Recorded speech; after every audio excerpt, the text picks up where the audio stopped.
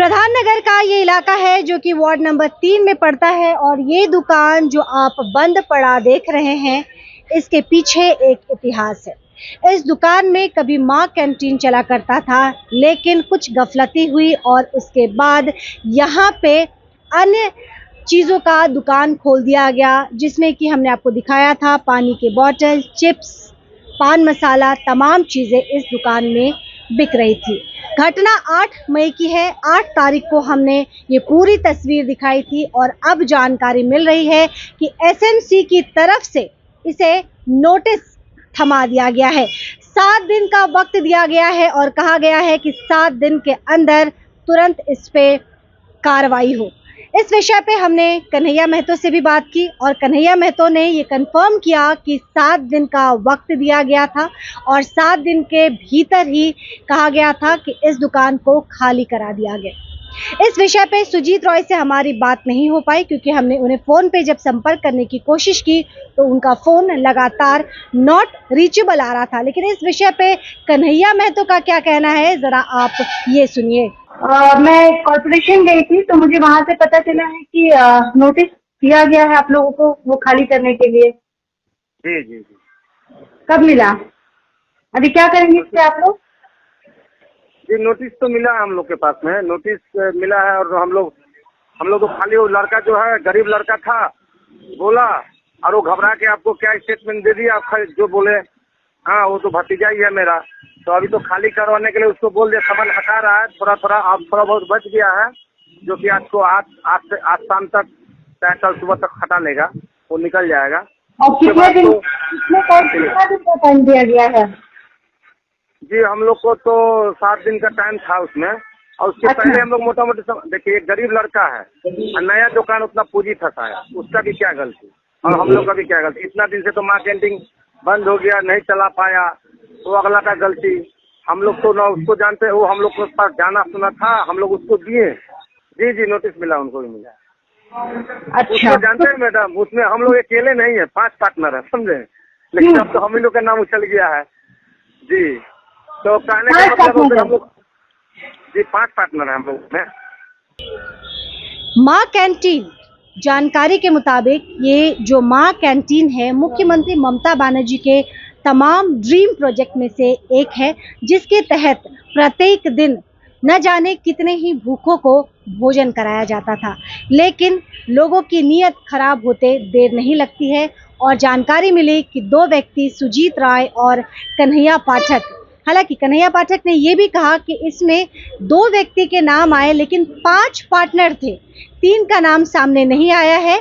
सिर्फ कन्हैया महतो और सुजीत राय का ही नाम सामने आया है, लेकिन कन्हैया महतो के मुताबिक इसमें 5 पार्टनर शामिल हैं। बहरहाल इन पांचों ने मिलकर क्या तिकड़म लगाई ये खुदा ही जाने, ईश्वर ही जाने, लेकिन माँ कैंटीन को इन्होंने अन्य दुकान में तब्दील कर दिया और भाड़ा वसूल करना शुरू कर दिया।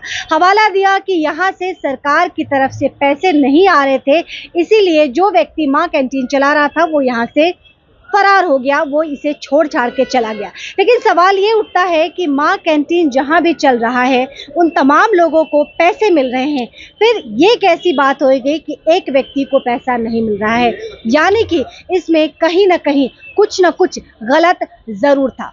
अब हम आपको बता दें कि एसएमसी ने इस पे बड़ी कार्रवाई की है और गौतम देव की अगर हम बात करें, जो कि शहर के मेयर भी हैं और उन्होंने ही अपने कर कमलों से माँ कैंटीन की शुरुआत की थी, वो तस्वीर भी हमने आपको दिखाई थी। एक बार फिर वो तस्वीर हम आपको दोबारा दिखा दें। गौतम देव आए थे यहाँ पे, उनके साथ रंजन सरकार भी थे जो कि डेप्यूटी मेयर थे और बड़े ही खुशी के साथ आप कह सकते हैं, बड़े ही एक उल्लास के माहौल में माँ कैंटीन की शुरुआत की गई थी। लेकिन बहुत जल्द माँ कैंटीन को एक अन्य दुकान में तब्दील कर दिया गया। जानकारी मिली थी जिसपे कि सिलीगुड़ी एक्सप्रेस ने ये बड़ा खुलासा किया था कि किस तरह से माँ कैंटीन का सौदा कर दिया गया और अन्य दुकान को भाड़े पे लगा दिया गया। हालांकि अब जानकारी मिल रही है कि माँ कैंटीन जहां चल रहा था उस जगह पे अन्य दुकान की शुरुआत की गई थी और अब उसे नोटिस थमा दिया गया है। 6 दिन के भीतर आप देखिए कि एसएमसी ने किस तरह से कार्रवाई की और एसएमसी ने यह स्पष्ट कर दिया